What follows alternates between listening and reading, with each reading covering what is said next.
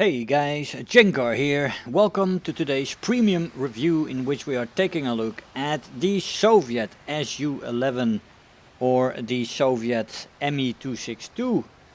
This is the copied, well-developed Soviet version of what the Me-262 was like, with better engines and some modifications, of course. Other weaponry on there.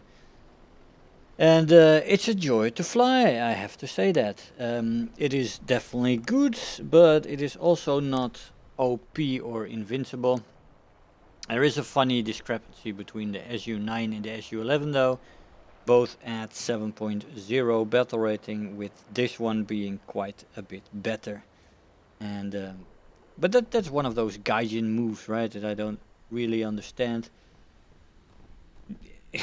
Well, maybe I do understand it a little bit. If you want to sell something, then it works better if this has the same battle rating and doesn't have any disadvantages, because you really have a big advantage compared to the Su-9, the regular 3 version of this, and you're much better off flying this.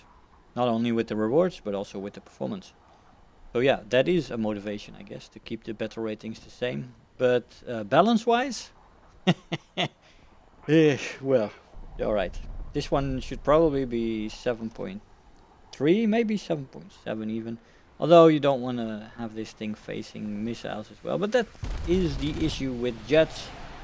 They still have not really decompressed it. It is all in the margins and they keep screwing around with it. Never really fixing it. As with a lot of stuff in wartime. But anyway, I have decided not to become emotionally involved with that kind of shit anymore. I have in the past, that burned me out back then, and it's their game, and it's what they do. So here we go. The maximum speed in the Su-11 at sea level is 935. At 4,500 meters this is 737, and at 6,500 meters still go up to 655. This plane has no afterburners, and well, you can reach this speed at 100%. These speeds are in indicated airspeed. Top speed in a dive is 977 before she redlines, and the rip speed is anywhere after 800 kilometers an hour. Yeah, so she can rip in dives earlier than after the red line, and thus it makes it possible to rip this plane anywhere from 780 even if you pull heavy G's in a dive maneuvering, to 1000, and I've seen her rip anywhere in between that. This plane is definitely not a boom and zoomer, because even in a straight dive, keeping the plane steady, if you go after a certain Mach 8.0, 800 kilometer speed, you will rip the wings. It's that simple. And in jets, you sometimes want to pull a little bit more, and you got to keep this thing in a very shallow dive if you don't want to rip her apart before you get to those speeds you need. So this is more of an energy fighter. Positioning, decision making is very important in this plane, and disciplined flying. You got to make long swooping runs to get in. You can also maneuver, that's also an upside, but there is no boom and zooming in there. It's just not fit for that. Alright, so is this effective dive speed at 977? No, because you can rip the wings at 780, but you have a little bit of compression as well. One little tick comes in at 650 as the first one, and then at 800. But at 800 you're already at risk for losing a wing. So yeah, that one doesn't really matter. You got to get out of these steep dives by that point anyway, and otherwise you're in a shallow dive, right? Stall speed in the plane is good at 120 kilometers an hour. In this plane you have excellent firepower with one 37mm N37 cannon with 30 rounds, supported by two 23mm NS23 cannons with 100 rounds per gun. Now you can also equip bombs on this thing. You start with one 250 kilogram, then two of them, and then one 500. So this plane can be very effective, I guess, in ground RB as well with the bombs, and the 37mm cannon can rip quite a few vehicles, I would say. Although I haven't played enough tanks to really know if this works for a lot of vehicles, but at least the open vehicles are no problem, and the 37 can work on some of the tanks there, I guess, but especially in the back. But you know, you can comment in the comments if that gun works on that. So excellent firepower, very effective stopping power. The ammo loads are average to decent, I guess. 30 rounds in the 37mm is not particularly a lot, and the 23 either. Well, it's all right, I guess. For the Soviets, they get less sometimes. Some of the early jets only get 90 rounds per gun, so I guess decent for the 23 and average to slightly above average for the 37. When it comes to ammo loads, I used air targets, I think, on both of these guns. If actually didn't check it, but there's more bells that can work on this thing. I think stealth is nice as well if you want to run that, and ground targets always has a good composition as well in for the Soviets. The acceleration in this plane is one of the main strengths. In a straight line, it's excellent. In a dive as well, just excellent acceleration in the plane. Good engine power, and yeah, she really wants to go. You, that's good. Energy retention in the horizontal is great, and in the vertical it's very good. She really holds well in the vertical at 7.0 with that awesome engine power and the excellent acceleration. That really helps, and she's quite sleek. She doesn't have too much drags apart from the two engines. Yes, I think she does quite well. You know, the cockpit, really nice, nicely shaped. So she's well shaped for the vertical. The climb rate is good. Turn time is above average with flaps decent. The flaps rip off at 635, so that's really no speed at all. Gotta be careful with flap usage. You can rip them off easily and, you know, mess up your maneuvers, maybe crash into the ground, so be careful with those flaps. Roll rate is decent with the overall maneuverability coming out at decent as well. You do have overheating in this plane. It is actually below average. It really needs management. You gotta play below 95% most of the time and put it at 100 only if you're in a dogfight and you want to use that extra little bit of power. But you overheat very quickly at 100%. It only takes a couple of minutes. So yeah, needs constant attention. Durability in this plane, well, it's a bit of a meh, right? It's average.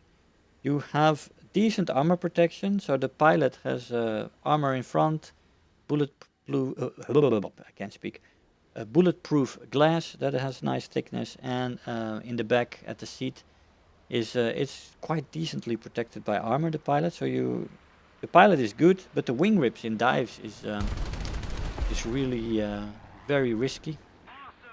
And you gotta keep the angles, just like I did in the last dive. You gotta keep them shallow. If you go too steep, you're in trouble in this plane. And it's a tricky business, because once you get to a certain steepness, pulling out is risky as well. So you gotta constantly manage that at the right times. You know, shallow out your dive. You can start steep, but then shallow it out. And here I go. I try to lose some speed before I, you know, deepen the dive there. And that's something you gotta constantly think about. Here I'm gotta pull out here. You gotta overload here. 800. I am already shallow now. So that's just in time again. But you're constantly doing this, and you gotta keep that in mind while you're maneuvering, because you will rip. Those wing tips, man. Bloody hell. Bloody hell. So yeah, how do you want to use this plane? This is an energy fighter that can, with the roll rate it has, decent overall maneuverability, decent. It can pull out a dogfight against certain planes, but you gotta be careful. What is your opposition? Can that plane turn? Can it roll? And how do you match up against that? You really gotta know your opponents in this plane to for the dogfighting. Of course, you can try it out and, you know, shallow out that turn. You gotta start shallowing it out now. Just in time again at 790. Shallow the dive out enough not to rip the wings. And that's what you work with. That's what you work with. No long steep dives. Anyway, I think I repeated that enough. Beating a dead horse. But she's an energy fighter, guys. The acceleration is great, so you regain your energy well. She's also good in the vertical, so just keep it to energy fighting and making good attack runs on planes that your plane doesn't rip. And I would say that the dogfighting itself is a last-ditch effort in this plane. You can definitely perform there against quite a few jets, because well, the jets, you know, most of the early jets don't have that great turn rate and stuff like that, or roll rate. But there's still a lot of planes that you will meet that can easily out dogfight you, like the Super Corsairs, for example, that we have here in down tiers, and some of the jets as well, like the P-80 and the F-80. Or is there still a P-80 actually? I think they renamed that, right? I get fucking hell. But yeah, the Yaks as well, the Yaks 15, they definitely outturn this thing. But all in all, it is a great energy fighter. Short boom and zoom runs in there, keeping it out of the steep dives, and you'll be fine in this plane. So you can do a little bit of dogfighting as well. Good firepower. Excellent acceleration. A lot to say for this plane. A lot of positive points. Let's see what we got from that reward-wise. Got Terror of the Sky, Bulletproof, 75,000 Silver Lions, and almost 30,000 research points. It really gives nice rewards. Hey guys, that being said, for the performance and stuff like that, should you buy this plane in rank 5 Soviets? I think yes. I think yes. It is a very nice starter. You still get kept out of the missile age with this battle rating, and she's a really good performer. You have the excellent acceleration, as I said, good performance in the vertical. You have the guns, you have the speeds are decent. It's just a little bit of an issue with the diving and the wing rips that you get from that. But all in all, this is a very good premium, I would say. Performance-wise, compared to the battle rating, one of the better ones in rank 5 Soviets. And I think it's definitely worth your money, as long as it stays on this battle rating. If she gets to 7.7, I would start to reconsider whether you should take this over something else in the missile age. Yeah. But yeah, at the moment, she's definitely worth your money, and it's a good buy. Guys, I hope you enjoyed the video. I want to thank you all for watching, and I'll see you guys next time. Bye-bye. If you're new here, make sure to hit the subscribe button, become part of this community. If you are already a subscriber, don't forget to like the video, do leave me a comment, and if you really feel like helping out today, make sure to share the video with your friends and let them know about the channel.